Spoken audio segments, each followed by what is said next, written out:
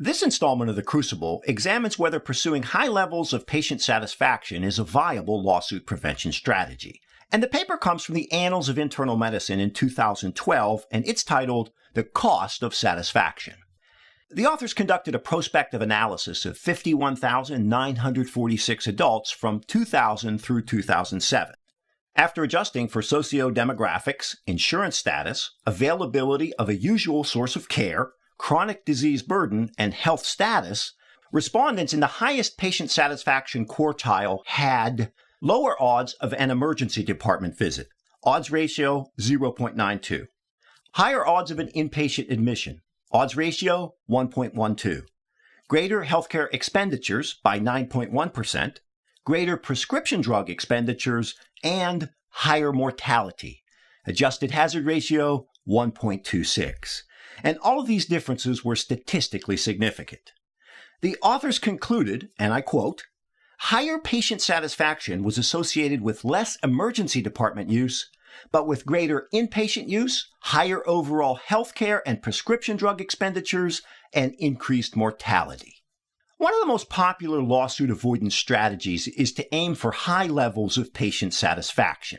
The approach is based on the idea that there are a lot of things we don't know about lawsuits, but we do know that satisfied patients rarely sue anybody. So rather than get bogged down in the unknowns, let's just keep it simple and make the patient happy. Now, it's true that satisfied patients rarely sue, but if you use that as your risk management strategy, you're forced to strike an awkward balance between proper patient care and increased patient satisfaction. And this study gives us some insight into the disastrous consequences of that approach. Disastrous to the patient medically and disastrous to the physician legally. To demonstrate what I mean, suppose a patient presents with some type of problem. The physician thoroughly evaluates the situation and, based on the best evidence, believes that the patient should simply take Tylenol.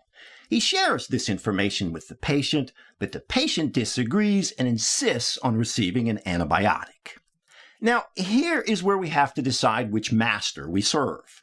In the olden days, back when I was a medical student, we would say that the practice of medicine is a scientific undertaking, grounded in the principle of first do no harm, and we would not prescribe an antibiotic. However, in the modern era, it's not that simple.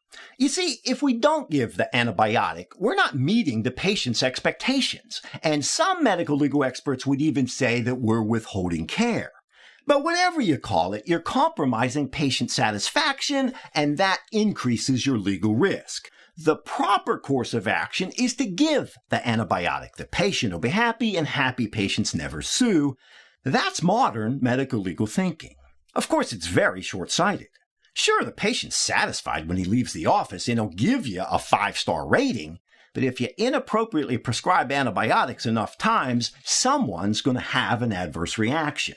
When they do, they're not going to be nearly as satisfied, and when they figure out that you should have never given the antibiotic, you're in a very vulnerable situation. What you have is a deeply dissatisfied patient who was injured by improper care.